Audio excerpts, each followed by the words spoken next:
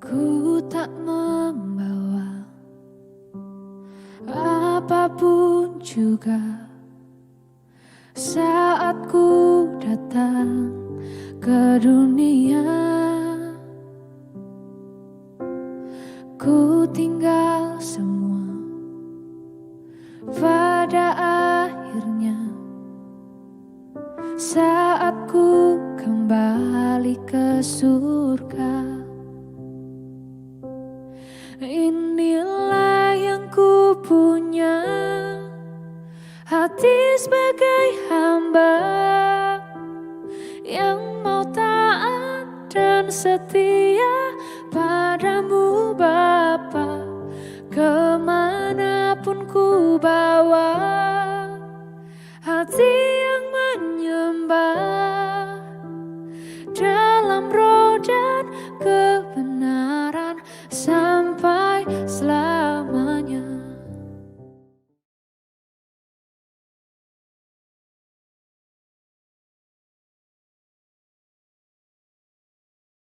Salam jumpa Bapak, Ibu, Saudara-saudari yang dikasihi Tuhan.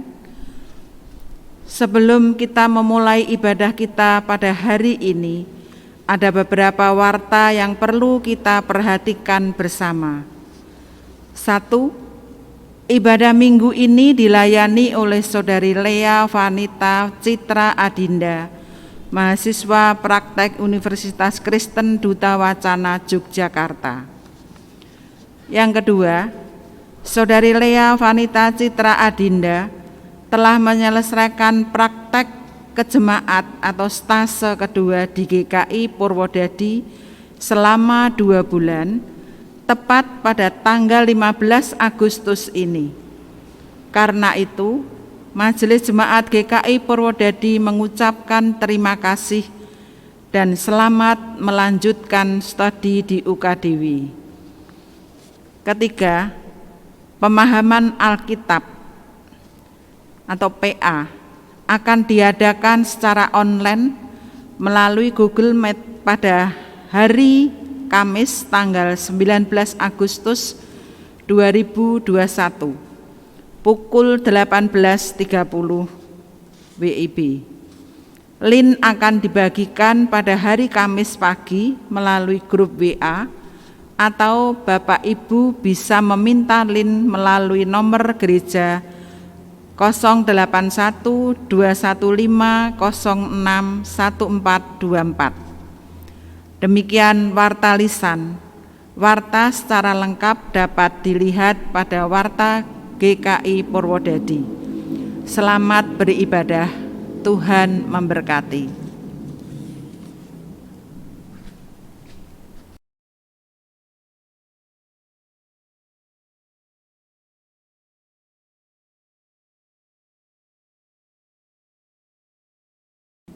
Inilah waktu di mana kita masih memiliki kesempatan untuk beribadah kepada Tuhan. Inilah waktu di mana dengan kesadaran penuh kita mengarahkan hidup kepada Tuhan. Sebab selama masih ada kesempatan bagi kita, marilah kita melakukan perbuatan-perbuatan baik. Itulah panggilan Kristus bagi Anda dan saya.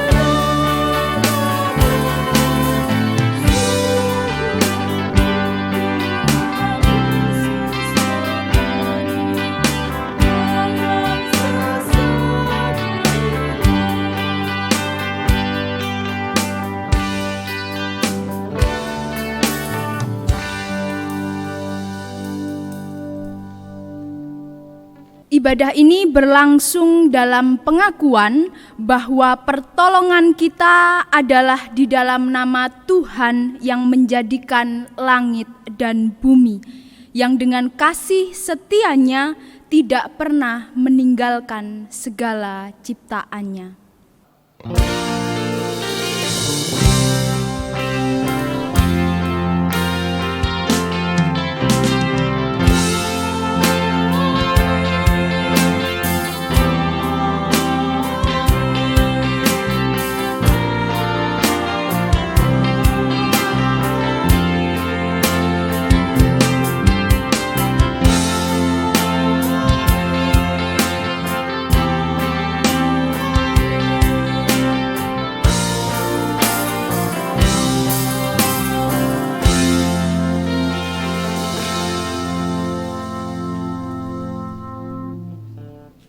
Tuhan beserta saudara. Dan beserta saudara juga. Selamat pagi Bapak Ibu Saudara yang terkasih. Memandang hidup sebagai sebuah kesempatan menjadi hal yang sangat amat lumrah. Tetapi sebagai orang Kristen, bagaimanakah seharusnya kita memandang hidup ini sebagai sebuah kesempatan? Dan untuk hal apa kita menggunakan kesempatan dalam hidup ini?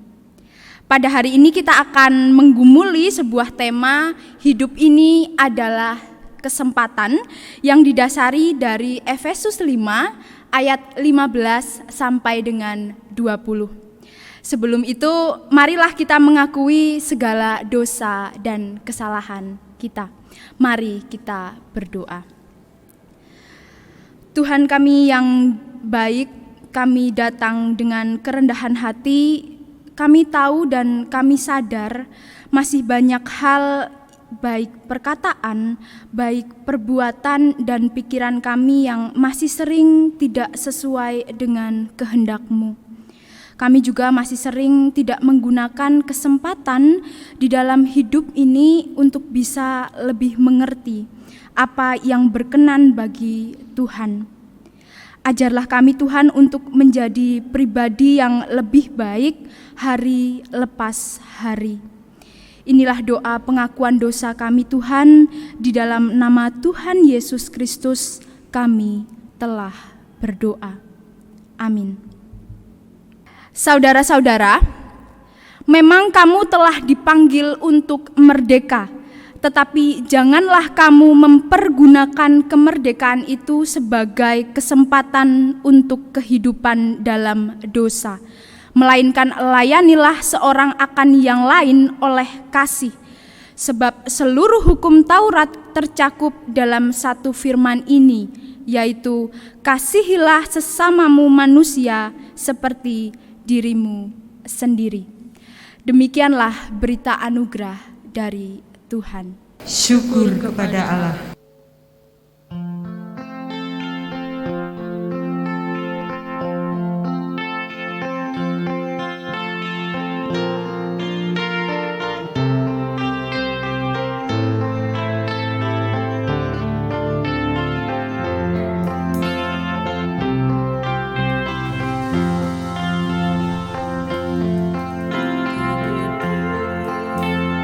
Adalah kesempatan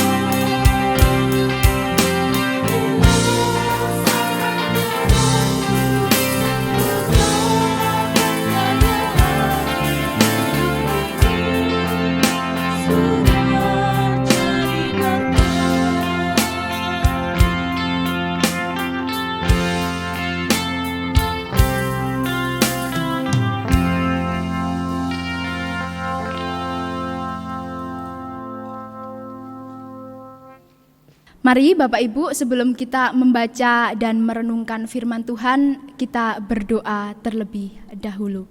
Mari kita berdoa. Tuhan Yesus yang bertahta di dalam kerajaan surga yang maha mulia, Tuhan terima kasih Engkau telah mengizinkan kami sehingga saat ini kami boleh beribadah walaupun secara online. Tuhan, sebentar lagi kami akan membaca dan merenungkan firman-Mu.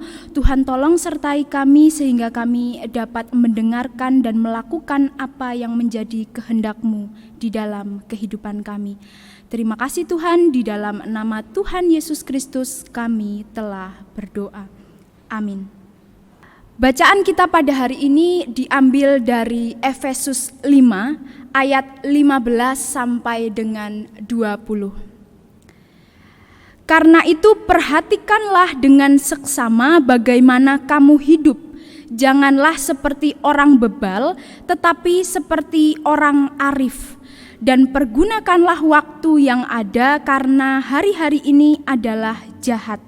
Sebab itu janganlah kamu bodoh, tetapi usahakanlah supaya kamu mengerti kehendak Tuhan. Dan janganlah kamu mabuk oleh anggur, karena anggur menimbulkan hawa nafsu. Tetapi hendaklah kamu penuh dengan roh, dan berkata-katalah seorang kepada yang lain dalam mazmur, kidung puji-pujian, dan nyanyian rohani. Bernyanyi dan bersoraklah bagi Tuhan dengan segenap hati. Ucaplah syukur senantiasa atas segala sesuatu dalam nama Tuhan kita Yesus Kristus kepada Allah dan Bapa kita. Amin. Bapak, Ibu, Saudara yang terkasih, lagu Hidup ini adalah kesempatan yang tadi kita telah nyanyikan bersama menjadi lagu rohani yang cukup populer. Bahkan hampir semua orang Kristen hafal dengan lagu ini. Tetapi karena sudah hafal di luar kepala gitu ya, seringkali lirik dalam lagu ini itu tidak begitu kita hayati. Padahal lirik dalam lagu Hidup ini adalah kesempatan memiliki makna yang baik dan menarik, terlebih untuk kita sebagai orang Kristen. Lagu ini mengingatkan kepada setiap kita bahwa hidup ini adalah sebuah kesempatan untuk melayani dan menjadi berkat. Tentu kalimat hidup ini adalah kesempatan untuk melayani Tuhan dan menjadi berkat, itu sudah menjadi hal yang sangat tidak asing bagi kita. Tetapi pertanyaannya adalah, apakah kita sebagai orang Kristen sudah benar-benar menghayati hidup ini sebagai sebuah kesempatan untuk menjadi berkat dan melayani Tuhan? Bapak, Ibu, Saudara yang terkasih, dalam bacaan kita pada hari ini yang terambil dari Efesus 5 ayat 15 sampai dengan 20 yang masih menjadi bagian dari perikop mengenai hidup sebagai anak-anak terang, yaitu di ayat yang pertama sampai dengan ayat yang ke-21, itu merupakan surat yang ditujukan kepada mereka yang dulunya bukan orang Kristen. Lalu mereka bertobat, dibaptis, dan menjadi orang percaya, menjadi orang Kristen. Sama halnya dengan lagu Hidup ini adalah kesempatan yang mengajak setiap kita untuk memandang hidup ini sebagai sebuah kesempatan untuk menjadi berkat dan melayani Tuhan. Rasul Paulus dalam bacaan kita pada hari ini juga menasehati dan mengajak pembacanya, orang-orang yang sudah percaya, untuk bagaimana dapat benar-benar menghayati bahwa hidup ini adalah sebuah kesempatan.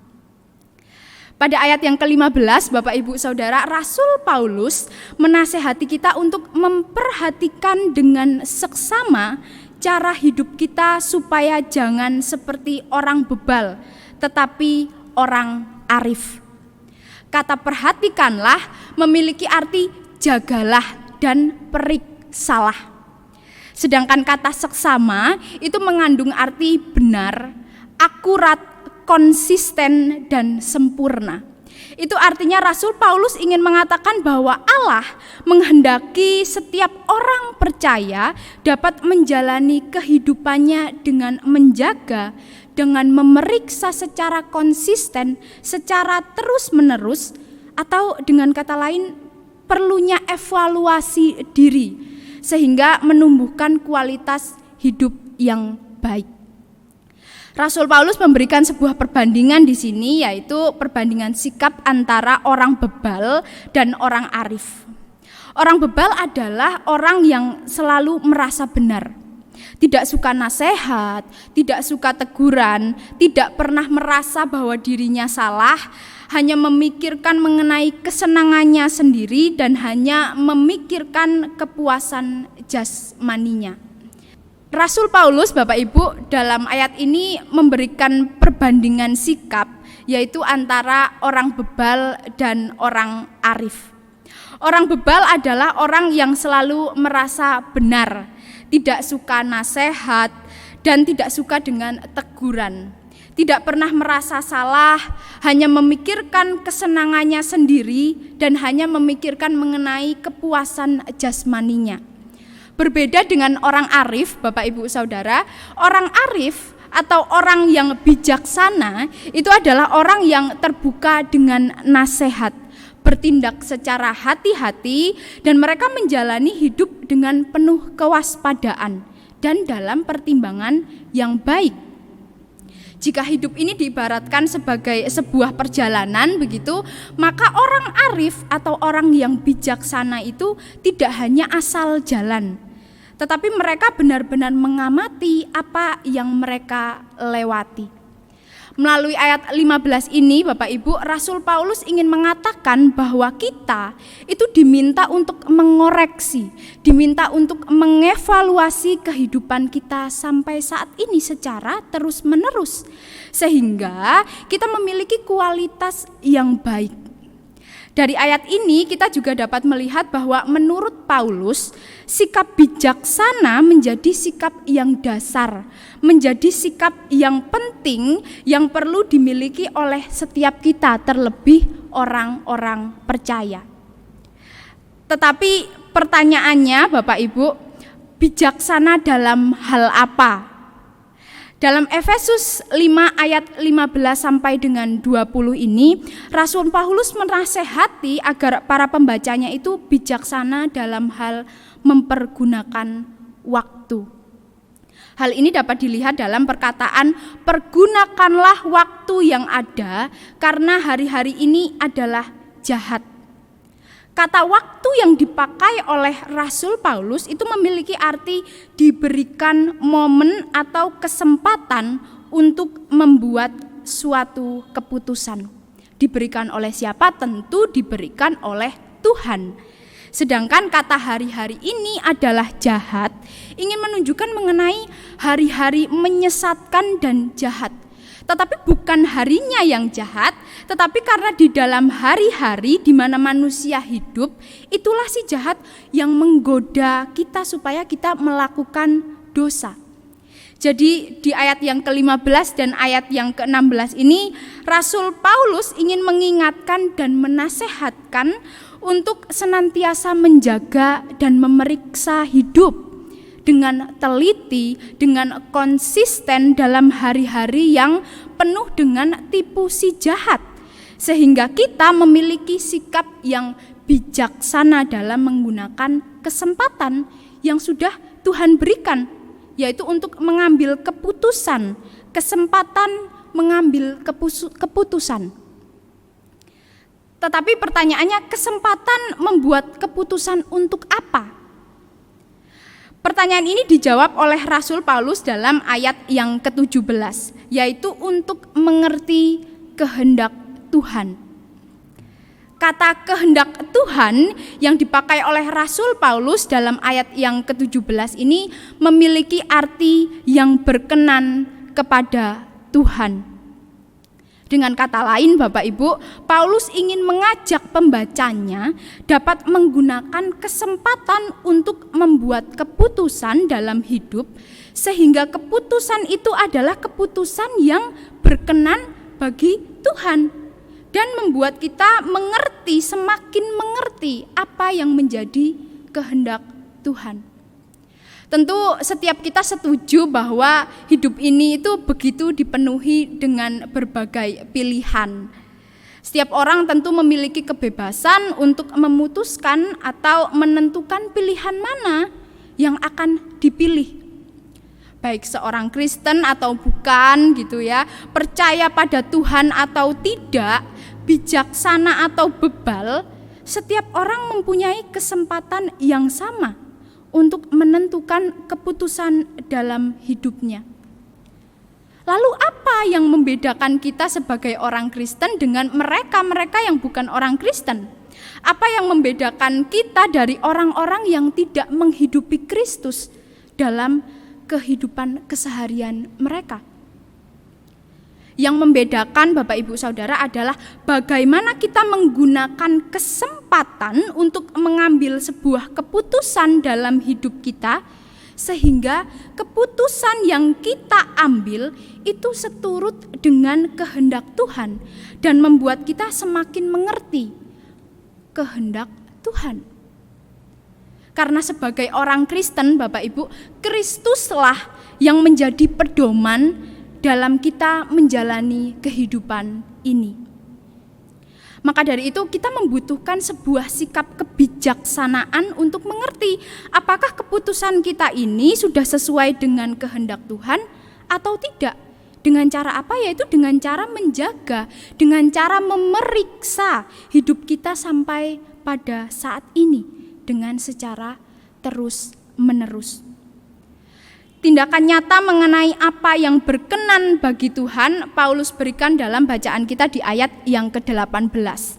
Janganlah kamu mabuk oleh anggur, karena anggur menimbulkan hawa nafsu, tetapi hendaklah kamu penuh dengan roh. Bapak Ibu Saudara, ketika saya mencoba mencari makna dari janganlah kamu mabuk oleh anggur, ternyata maksud perkataan Paulus ini adalah benar-benar mabuk anggur minuman. Hal ini berkaitan dengan perilaku orang-orang pada zaman Paulus yang kerap melakukan perbuatan-perbuatan yang menyimpang, yang salah gitu ya. Salah satunya adalah mabuk-mabukan. Tetapi jika kita mau menarik dalam konteks saat ini, mungkin banyak hal duniawi yang juga terkadang memabukkan kita. Membuat kita candu sehingga memunculkan hawa nafsu duniawi kita. Membuat kita menjadi orang yang bebal, yang hanya mementingkan kepuasan diri kita sendiri dan kebutuhan jasmani kita saja. Sampai kita lupa tindakan apa yang berkenan bagi Allah. Saya mengambil contoh uang, Bapak Ibu Saudara. Uang seringkali menjadi candu karena dengan uang kita bisa membeli apapun yang kita inginkan. Sehingga ketika seseorang sudah kecanduan uang, dia akan melakukan segala cara sehingga dia dapat menghasilkan uang. Hal itu membuat beberapa orang membuat keputusan untuk hidup sebagai seorang koruptor, untuk hidup sebagai seorang pencuri atau mungkin hal-hal lain yang dapat memuaskan keinginannya tanpa memikirkan apakah keputusan itu merugikan dirinya dan orang lain. Atau mungkin ketika kita marah, amarah terkadang menghilangkan kebijaksanaan dalam kita membuat sebuah keputusan. Maka dari itu Paulus mengatakan bahwa kita perlu dipenuhi dengan roh, yang artinya kita mau dituntun untuk menjalani hidup ini seturut dengan apa yang berkenan bagi Tuhan. Menghayati hidup ini sebagai sebuah kesempatan untuk mengerti kehendak Tuhan juga berlaku dalam kita hidup berbangsa dan bernegara. Terlebih di hari kemerdekaan yang sebentar lagi akan kita rayakan bersama, yaitu dengan tidak berperilaku seperti orang bebal yang memikirkan dirinya sendiri, yang hanya menggunakan kesempatan untuk kesenangannya sendiri. Tetapi kita menggunakan keputusan dengan bijaksana. Bapak Ibu Saudara yang terkasih, kesempatan itu bukan melulu soal melakukan hal yang baik. Ada juga kesempatan untuk melakukan hal-hal yang buruk, hal-hal yang jahat.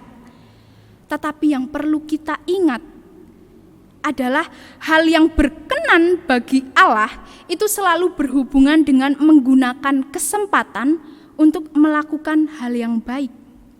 Jika kita mengerti akan kehendak Tuhan, jika kita bijaksana, maka keputusan yang kita ambil itu adalah keputusan yang mendatangkan hal yang baik. Bukan hanya untuk diri kita sendiri, tetapi juga untuk orang lain.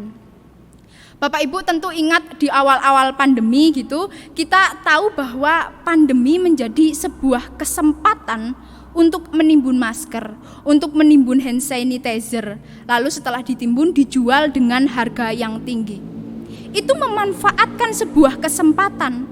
Tetapi kesempatan itu bukan kesempatan yang berkenan bagi Tuhan. Karena apa? Karena keputusan yang diambil itu hanya karena memikirkan dirinya sendiri. Atau mungkin kita ingat beberapa waktu yang lalu kita sempat dihebohkan dengan dana bansos atau bantuan sosial yang dikorupsi besar-besaran. Mereka yang korupsi, Bapak Ibu Saudara, juga menggunakan kesempatan yang ada. Tetapi mereka menggunakan kesempatan untuk membuat keputusan yang tidak berkenan bagi Tuhan. Mereka mengambil keputusan, tetapi keputusan yang diambil itu tidak didasari dengan kebijaksanaan. Lalu bagaimana menjadi warga negara yang seturut dengan kehendak Tuhan? Jawabannya adalah jadilah warga negara yang bijaksana, mampu ikut membangun bangsa, memajukan bangsa, dan ikut menciptakan kesejahteraan masyarakat. Memanfaatkan kesempatan yang ada untuk menjadi berkat bagi orang lain, bukan justru menghambat berkat-berkat orang lain. Lalu bagaimana kita mengerti kehendak Tuhan di masa pandemi atau masa-masa yang sulit? Bapak Ibu Saudara yang terkasih, dalam bacaan kita pada hari ini itu ditutup dengan nasihat untuk mengucap syukur dalam segala hal, yang dapat kita lihat di ayat yang ke-20. Selain kita diminta untuk memiliki sikap bijaksana, kita juga dinasehati untuk bersukacita di dalam segala hal. Tentu ini bukan menjadi sebuah perkara yang mudah. Tetapi terkadang Bapak Ibu, kesempatan dalam hidup bisa kita lihat ketika kita sudah bersyukur. Kita mampu untuk bersukacita dalam situasi yang tidak mengenakan ini. Karena dengan mengucap syukur kita dapat mencoba memandang segala sesuatu dengan positif. Ketika pikiran kita positif, maka kita memiliki pikiran yang terbuka. Setelah itu kita akan dapat melihat kesempatan apa yang bisa kita lakukan. Lalu kita mencoba memutuskan jalan apa yang akan kita ambil dalam situasi ini, tetapi dengan sikap yang bijaksana. Ada kisah Bapak Ibu, saya akan menutup khotbah ini dengan sebuah kisah gitu ya. Ada kisah seorang bapak di sebuah desa yang menjual pakan ayam. Karena pandemi ini penghasilannya menjadi menurun. Lalu bapak ini mencoba untuk menenangkan pikirannya meskipun butuh waktu yang tidak sebentar. Tetapi bapak ini mencoba mengusahakan supaya pikiran dan hatinya itu tenang serta positif. Suatu hari bapak ini melihat bahwa banyak masyarakat yang kehilangan pekerjaannya. Sehingga bapak ini mempunyai sebuah inisiatif untuk membeli anak ayam yang banyak lalu dibagikan dengan tetangga secara gratis. Karena ketika masyarakat atau mereka memiliki ayam, mereka jelas membutuhkan pakan ayam. Selain itu mereka yang kehilangan pekerjaan, mereka bisa beternak ayam di rumah. Dan benar Bapak Ibu Saudara yang terkasih, beberapa waktu kemudian penghasilan bapak ini kembali stabil. dan beberapa warga yang berhasil merawat anak ayam yang tadi dikasih secara gratis itu menjadi peternak ayam. Mereka dapat hidup dengan beternak ayam. Ini adalah sebuah kisah yang menarik, di mana seseorang yang menggunakan kesempatan yang ada dengan bijaksana, sehingga keputusan yang diambil juga menjadi berkat bagi orang lain. Lalu bagaimana dengan kita? Tentunya semua keputusan itu kembali lagi pada diri kita sendiri. Setiap kita diberi kebebasan untuk memutuskan kesempatan apa yang akan kita pilih dalam hidup ini. Tetapi sebagai orang Kristen yang menjadikan Kristus sebagai pedoman dalam menjalani kehidupan ini, seharusnya kita juga memandang hidup ini sebagai sebuah kesempatan untuk semakin mengerti dan melakukan apa yang menjadi kehendak Tuhan. Kiranya Tuhan memampukan kita untuk merespon kesempatan hidup yang Tuhan anugerahkan, yang sudah Tuhan percayakan kepada kita dengan bijaksana. Amin. Tuhan memberkati kita semua. Saat teduh bagi kita.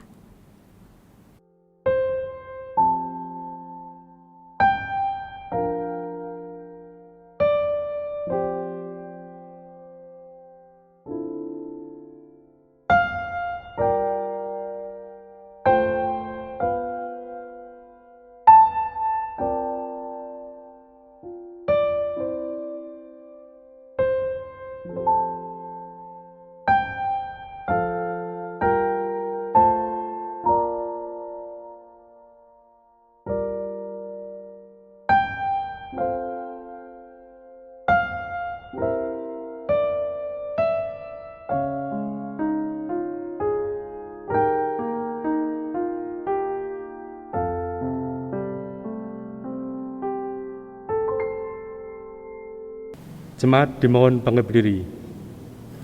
Marilah bersama dengan umat Allah di segala masa dan tempat, kita ikrarkan pengakuan iman kita menurut pengakuan iman rasuli. Aku percaya kepada Allah, Bapa yang Maha Kuasa, Khalik langit dan bumi, dan kepada Yesus Kristus, Anak yang tunggal Tuhan kita, yang dikandung dari Roh Kudus, lahir dari anak darah Maria, yang berita sengsara, di bawah pemerintahan Pontius Pilatus, disalibkan, mati dan dikuburkan, turun dalam kerajaan maut. Pada hari yang ketiga, bangkit pula dari antara orang mati, naik ke surga, duduk di sebelah kanan Allah, Bapa yang Maha Kuasa, dan dari sana akan datang untuk menghakimi orang yang hidup dan yang mati. Aku percaya kepada Roh Kudus, Gereja yang kudus dan am, persekutuan orang kudus, pengampunan dosa, kebangkitan orang mati, dan hidup yang kekal. Amin. Jemaat dipersilakan duduk kembali. Bapak, Ibu, Saudara yang terkasih, mari kita mempersatukan, mari kita menyiapkan hati dan pikiran kita untuk menaikkan doa syafaat kita. Mari kita berdoa. Tuhan kami yang baik dan penuh kasih, kami mengucap syukur untuk berkat-Mu hingga pada saat ini. Kami boleh mengikuti ibadah meskipun masih secara online. Tuhan, kami juga mau mengucap syukur untuk firman-Mu yang boleh kami dengar. Mampukan kami Tuhan untuk menggunakan kesempatan dalam hidup ini dengan bijaksana, sehingga keputusan yang kami ambil dalam kehidupan ini sesuai dengan kehendak Tuhan. Saat ini Tuhan, kami datang kembali dengan hati yang berserah. Kami mau berdoa untuk bangsa dan negara kami. Tolong Tuhan beri kebijaksanaan bagi para pemimpin negeri kami, sehingga mereka boleh bijaksana dalam menentukan kebijakan-kebijakan untuk menekan pandemi COVID-19 ini. Saat ini kami juga mau berdoa untuk tim medis atau pihak yang terkait, kiranya Tuhan memberikan kekuatan serta kesehatan, sehingga mereka dapat menjalankan tugas dan panggilannya. Kami juga mau berdoa untuk saudara-saudara kami yang saat ini sedang sakit atau dalam masa pemulihan Tuhan. Tuhan berkati untuk setiap obat-obatan yang mereka minum.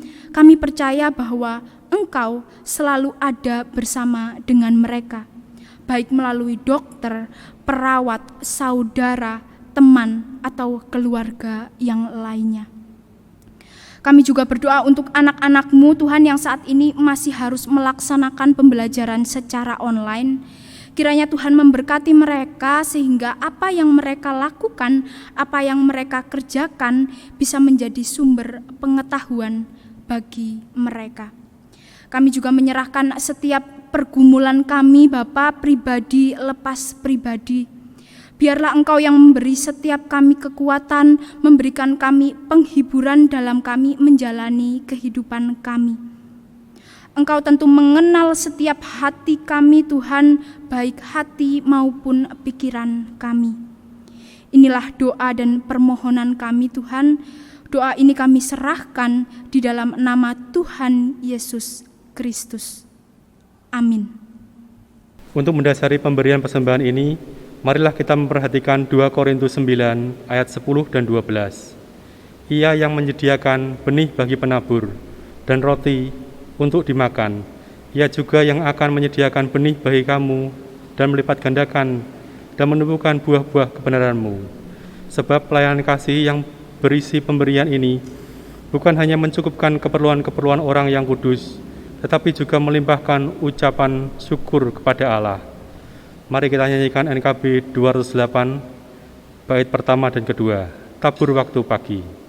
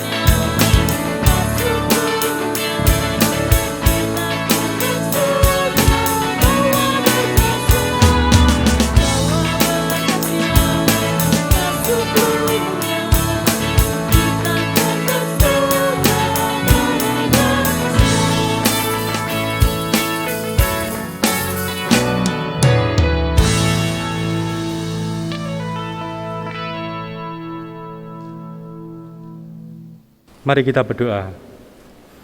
Ya Tuhan Allah Bapa kami mengucap syukur Tuhan telah memelihara kehidupan kami di sepanjang kehidupan kami.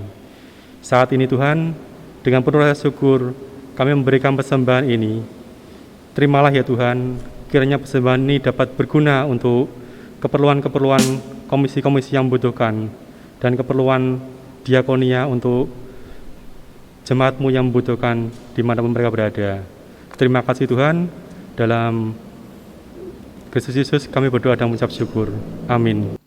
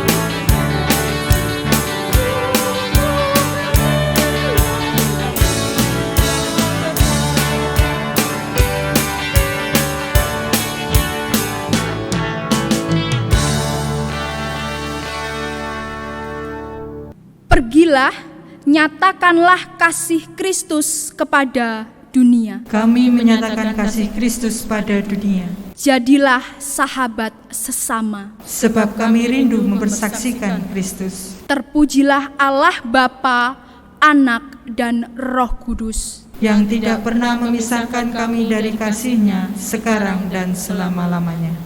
Tuhan memberkati kita dan melindungi kita.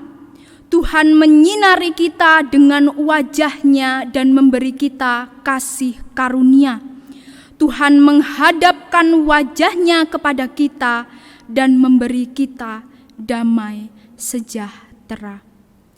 Amin.